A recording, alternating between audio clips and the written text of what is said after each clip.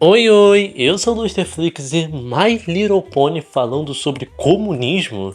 Eu sei que pode parecer meio absurdo, ainda mais porque muita gente pensa e imagina que My Little Pony é só um desenhozinho que fala sobre pôneis coloridas fazendo coisas de pôneis coloridas, mas esse pensamento está totalmente errado e esse vídeo é uma prova viva disso.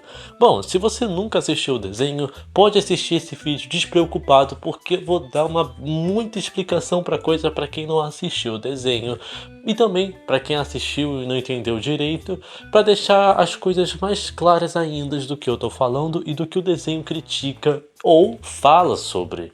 Porque por mais que muita gente pense que todos os episódios são resumidos a o vilão é derrotado com a magia da amizade e arco-íris, aqui a coisa é bem diferente. As coisas são resolvidas na base do diálogo. E também é um dos meus episódios favoritos de My Little Pony, na minha opinião. Enfim, fica nesse vídeo que o assunto é interessante. E bora lá! Desculpa incomodar, só queria divulgar a animação independente brasileira Tenor-kun. É um desenho que está sendo desenvolvido por uma galera muito esforçada e eu recomendo você dar uma forcinha pra eles. Então, se você tiver curiosidade para assistir esse novo desenho brasileiro, é só clicar no primeiro link da descrição ou esperar o vídeo acabar que vai aparecer na tela final. Enfim, aproveita e se inscreve aí no canal que eu falo sobre animação. Bora lá pro vídeo e vai lá assistir a animação independente, hein? O episódio que eu vou falar em questão é o primeiro e o segundo episódio da quinta temporada de My Little Pony. Aconteceu muitas coisas na temporada, mas, bem, eu vou apenas te explicar o que você realmente precisa saber para entender o que o episódio quer criticar ou falar. Bom, vamos lá. Tudo começa dentro do castelo da Twilight, essa pônei roxa que é a princesa da amizade. As amigas dela, as protagonistas também, estão sentadas, bem, nos seus tronos, até que do nada começa a surgir um mapa entre os tronos das suas amigas, que é um mapa da Cutie Mark. E aí que tá que eu tenho que explicar algo bem importante para esse episódio. O que é Cutie Mark? Cutie Mark, na tradução livre Bela Marca, é basicamente a marca ou o desenho que todos os pôneis têm nos seus flancos, ou seja, coxas. Esses desenhos definem quem você é, porque esses desenhos são únicos de pessoa para pessoa. E, bem, o que esse desenho significa é basicamente o que você é.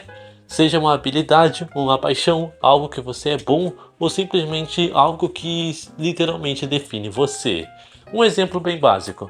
A Twilight, a protagonista, a princesa da amizade, tem uma Cutie Mark de uma explosão roxa para simbolizar a magia que ela tanto estuda. A Pink Pie, essa pônei rosa, tem uma Cutie Mark de balões de festas, porque ela é uma pônei muito festeira e gosta de fazer os outros felizes. A Applejack tem Cutie Mark de maçãs, porque ela cresceu no rancho de maçãs e descobriu sua extrema habilidade em coletar maçãs. Basicamente isso que você precisa saber sobre Cutie Mark, mas voltando para o episódio, basicamente as Cutie Marks delas começam a brilhar e começam a apontar para algum lugar em específico do mapa. Aquele mapa pegava pôneis em específicos e mandavam para uma missão, levando as suas Cutie Marks até lá. Então todas as protagonistas entendem que o mapa está chamando elas para aquele lugar em específico para resolver um problema de amizade. E é isso que elas vão fazer. Embarcar numa viagem até algum lugar de Equestria, que é o lugar de onde elas vivem, desconhecido, onde que elas nunca passaram e nem sabiam que existiam. Elas então encontram o objetivo que foi marcado. É essa cidadezinha pacata no meio do nada, onde que aparentemente ninguém nunca ouviu falar ali. Quando eles chegam na cidade, eles já estranham bastante coisas. Além dela ser remota, basicamente todos aqueles pôneis tinham sorrisos extremamente forçados. E tinha uma coisa muito estranha entre eles, porque todos tinham Cutie Marks extremamente iguais. Extremamente não, literalmente iguais, por serem idênticas e por ter o símbolozinho de igual. E é basicamente esse um dos pontos mais fortes desse episódio. Todos os cidadãos daquela vila abandonaram quem eles são para abraçar uma lógica que falam que todos são iguais independente de tudo. Calma que não fica só aí não essa bizarrice. As protagonistas adentram da cidade para saber exatamente o que estava acontecendo e o que tinha de errado com eles. E logo eles estranham como os cidadãos parecem que têm um protocolo a seguir, já que todos não param de repetir "bem-vindos", claro, com aquele sorriso medonho no seu rosto. Logo, eles encontram alguns pôneis que ficam basicamente bem interessados por elas serem bem diferentes, já que elas eram mais coloridas, tinham um corte de cabelo diferente e obviamente tinham cutie marks diferentes. Então eles decidem mostrar as novas visitantes da cidade para a imperadora deles, basicamente a governante, sei lá como eles chamam isso, a Starlight Glimmer, essa unicórnio que basicamente é mais ou menos a vilã dessa temporada. Bom, a Starlight Glimmer fica até que bem interessada pela Twilight ser um unicórnio, que para você que não sabe, existem 3 tipos de raça nesse mundo: unicórnio, Pégasos e pôneis terrestres, mas com exceção dos alicórnios, que apenas as princesas são, onde que é uma junção de todas as raças em uma só. E por isso só que a Starlight fica bem interessada, já que ela consegue ver que a Twilight é bem poderosa por causa disso. Bom, logo depois disso começa um musical, onde que a Starlight está apresentando para as nossas protagonistas e de certo modo pra gente, essa vila maravilhosa onde todos são iguais. Tem vários tours e coisas que mostram que certamente algo não está certo e que mais parece uma vida superficial, mas principalmente tem uma frase em específico que fez eu coçar a cabeça e ficar pensando nela por alguns dias. Tipo, é bem pesada até. A frase em questão é: não existem pesadelos se não sonharmos. Essa frase é até que bem forte porque ela mostra de uma forma bem crua e grossa o que esse episódio tenta criticar. Porque, segundo ele, os pôneis dessa vila viviam vidas que não eram perfeitas, obviamente, e foi prometido que eles podiam ter uma vida boa, onde todos eram iguais, mas para isso eles tinham que abandonar quem eles eram, os seus sonhos, suas individualidades, tudo para ser igual a todos. E essa frase até que faz bem sentido. Eles abandonaram os seus sonhos para não ter pesadelos. Tem outra frase nessa música que não é tão impactante ou forte assim, mas eu acho legal ressaltar. Que a frase em questão é: na nossa cidade não há competição, pois vencer só faz trazer ego e a desilusão. Ou seja, não existe perdedor se não tiver ganhador. Mas lembra, sem ganhador, ninguém ganha nada. Todos ficam no lixo.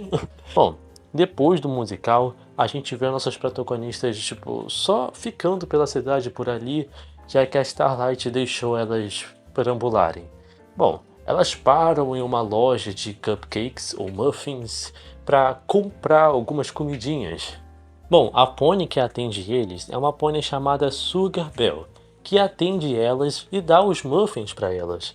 Mas uma coisa bem interessante é que as nossas protagonistas começam a discutir entre si sobre o que elas estão fazendo ali. A discussão eu não preciso botar em detalhes, porque só o que essa discussão gera que é interessante para o episódio. Porque, bem, elas estavam discutindo o que fazer, argumentando ideias, e claramente elas tinham ideias opostas do que iriam fazer, e a Sugar Belle escuta isso de fundo, mas logo depois elas se resolvem e continuam amigas, logo quando a Sugar Belle entrega os muffins para ela. E logo ela questiona isso. Tipo, para ela, ser igual é ser normal. E essas pôneis novas eram tão diferentes, tinham ideias tão diferentes e únicas, que geravam discussões como a gente acabou de ver. E ela queria entender como elas tão diferentes uma das outras, com ideias diferentes, discutindo, mesmo assim conseguiram se entender e continuar amigas, já que para ela isso não fazia sentido.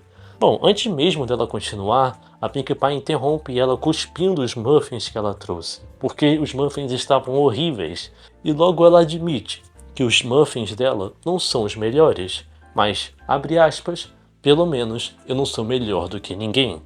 Tá aí, outra mensagem que esse episódio gosta de criticar. Quando todo mundo é igual, ninguém é melhor ou pior em nada. Ou seja, não existe melhor nem pior, mas em contrapartida, isso significa que tudo vai ser ruim, porque não vai existir algo melhor, só algo ruim. E, bem, a gente vê isso de uma maneira bem simples, com muffins, já que não existe ninguém melhor para fazer muffins gostosos. Bom, A Sugar Bell até queria continuar, mas ela mostra que estava sendo vigiada por um dos pôneis, então fala para as protagonistas entrarem no porão dela, da confeitaria dela, para continuarem essa conversa a sós. E assim elas fazem. Quando elas chegam no porão, elas são surpreendidas por três pôneis que estavam fazendo algo que nenhum pônei poderia ver. Bom, parecia ser uma ameaça, mas não. Eles só estavam super curiosos pelas novas visitantes. Queriam saber por que elas eram tão diferentes, coloridas, tão únicas e principalmente porque elas tinham cutie marks. Mas acontece algo bem interessante. Eles meio que explicam o que aconteceu. Eles gostam da lembrança de ter uma cutie mark, mas foi ensinado para eles que ter uma cutie mark seria ter uma vida imperfeita, e por isso que, por mais que eles gostariam tanto de ter a cutie mark deles de volta pelo menos por alguns minutos, eles ainda se prendem naquela ditadura e lavagem cerebral onde todo mundo é igual. Bom, o que acontece é o seguinte, esses três personagens revelam algo muito importante. Eles falam que eles ainda podem visitar suas cutie marks antigas para relembrarem como era a vida era ruim antigamente quando eles tinham sonhos únicos. Bom, e elas perguntam como as protagonistas, e eles respondem que existe uma abóboda da Cutie Mark onde todas as Cutie Marks de todos os cidadãos estão pregadas para que eles possam bem se relembrar do passado ruim deles. Então, as protagonistas decidem que vão visitar essa abóboda, e assim elas fazem. A Starlight Glimmer, a dona da vila, leva elas numa mini expedição para ver a abóboda, porque seria como se fosse um monumento daquela cidade.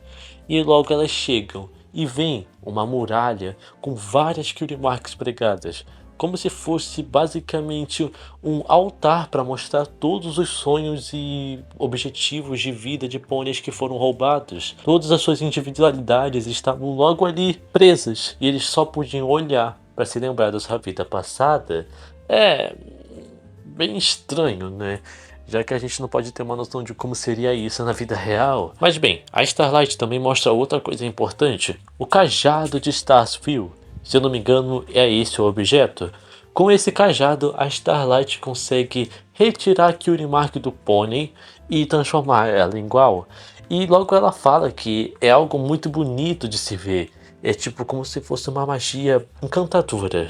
Mas é óbvio que isso era uma emboscada, já que as protagonistas são cercadas pela Starlight e a Starlight usa o seu cajado mágico na Twilight para remover essa Cutie Mark. E aí que tá uma coisa pra gente questionar. O que era para ser majestoso, bonito e encantador é simplesmente um método de tortura, já que nitidamente a Twilight está sofrendo enquanto a sua Cutie Mark é tirada. E isso também mostra nas outras personagens quando as suas Cutie Marks são tiradas, elas nitidamente estão sentindo dor. Literalmente, aquilo que representa elas, os seus sonhos, as suas ambições está sendo arrancado de uma forma extremamente violenta dos seus corpos e sendo pregado na parede. E logo, esse é o plano da Starlight: capturar a princesa da amizade, para assim todo mundo ver em Equestria, o lugar onde elas vivem, que aquela cidade é uma cidade boa, tão boa que até a princesa da amizade se converteu. E assim todos seriam convertidos e ela se tornaria uma das pôneis mais poderosas de todas. E o episódio acaba.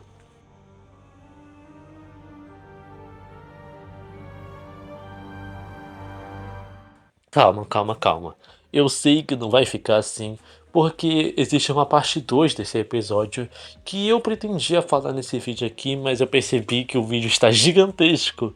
E se vocês quiserem que eu fale sobre a parte 2, comentem aí e me digam aí se vocês querem ou não. Basicamente, dando uma opinião em geral sobre o episódio, eu acho que é literalmente um dos episódios favoritos, na minha opinião, de My Little Pony, simplesmente pela mensagem pesada, não tão pesada assim, mas para um desenho infantil é pesada. Falar que criticar a igualdade extrema, principalmente a igualdade extrema que muitas pessoas imaginam que o comunismo tem em um desenho infantil, é algo muito ousado e que é legal de se ver, já que eles fazem de um jeito tão simples que até uma criança pode entender, seja mostrando por música ou por muffins. Mas eu gosto desse episódio, e me diga aí, o que você tira de interpretação dele e qual é a sua opinião? E me diga se vocês querem ver a parte 2.